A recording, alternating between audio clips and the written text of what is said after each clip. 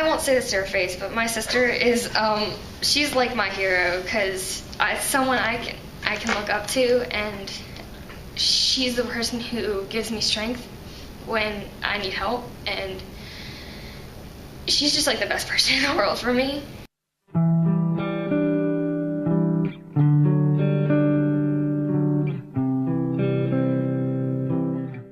I was at a softball game. I used to play competitive, like really competitive softball, and I got out to run for one of the girls, and after I slid into third and I got out and I kind of got up, I was like, oh, my back kind of hurts. That feels kind of weird. The next morning she got up unable to walk at all and had to crawl into my room to get me because she was in such amazing pain. It was one of the most terrifying experiences I think I've ever had in my entire life.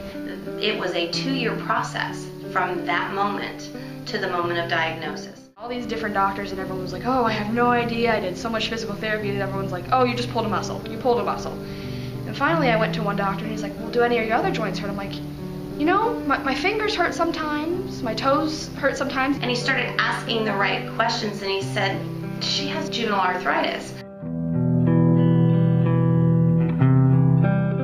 When I first found out that Jennifer had arthritis, it was kind of shocking, I guess, because normally you don't hear that teens actually have arthritis. I was stunned. I didn't understand, like, how could a girl her age have arthritis? When I have a flare, my joints tend to swell very, very large, like ankles the size of softballs, literally that big.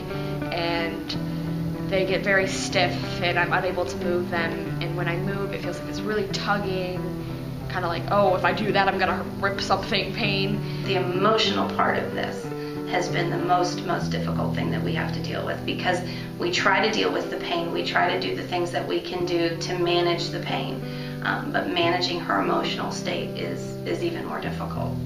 Some of the treatments for that are needles that are about this long, that when she gets an injection it stings for over 15 minutes. You know, nobody likes to get shots. I wish that I could help ease the pain more, or at least make it go away, because it's something that I hate watching. As far as school goes, I can't get up and go to school sometimes because I literally cannot move out of bed. So if it's a point to where it's just my knees and my back and it's a matter of walking, I can use the wheelchair that we have, and I can be in the wheelchair and still go to school and still write and participate. And then she missed a lot of school, and I didn't know why. And then through talking to her, I realized that she had arthritis. And with that, my first reaction was, okay, there's no way this kid's gonna be able to do this. There is no way. She has missed so much school. So much so that I went to her and said, honey, why don't you take this next semester? And she said, oh no. And she stayed. And not only did she stay, she ended up with an A. There was one time when I wasn't in a wheelchair, but I did have my braces on both of my knees because my knees were hurting. And I had to use the elevator because I physically could not walk up the stairs. And I had one of my best friends with me. And we got in the elevator, and I clearly remember kids outside the elevator like, oh, why do you get to use the elevator? There's nothing wrong with you. And just getting in the elevator, the door shutting, and just bawling because no one really got it. And I had to like hear these things when she came home from school, and it's like, you shouldn't be treating my sister that way.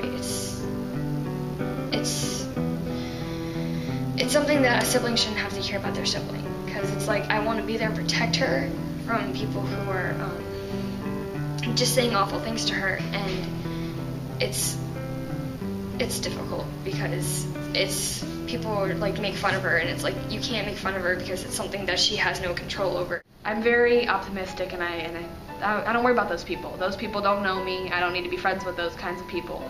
I try to surround myself with the people who are positive and help me stay positive even when I'm trying to be negative about the whole situation. I was so impressed with her friends and the kids in the class. I mean, one of the things that I love so much about Cuthbertson is we have great kids here.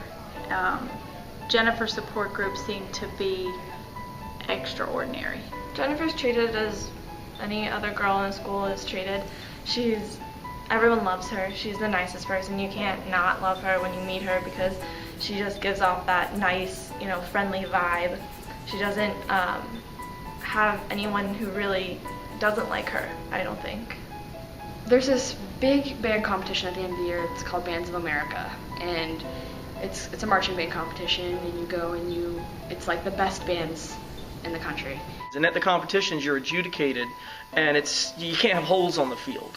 So, if she's having a bad day, which happens, she still has to put her braces on and take whatever medication she can and go out there and do it.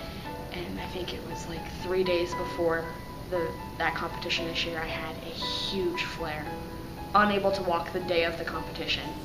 So she was pushed around in a wheelchair the entire competition from place to place. She would get out of her wheelchair to stand with the band and play her instrument. She would sit back down. She'd get up and try to practice marching and sit back down. But she really couldn't function very well at all without excruciating pain. I got out of my wheelchair and I marched the 10-minute show without missing a step, and then came off the field and fell to the ground in tears because the pain was so excruciating.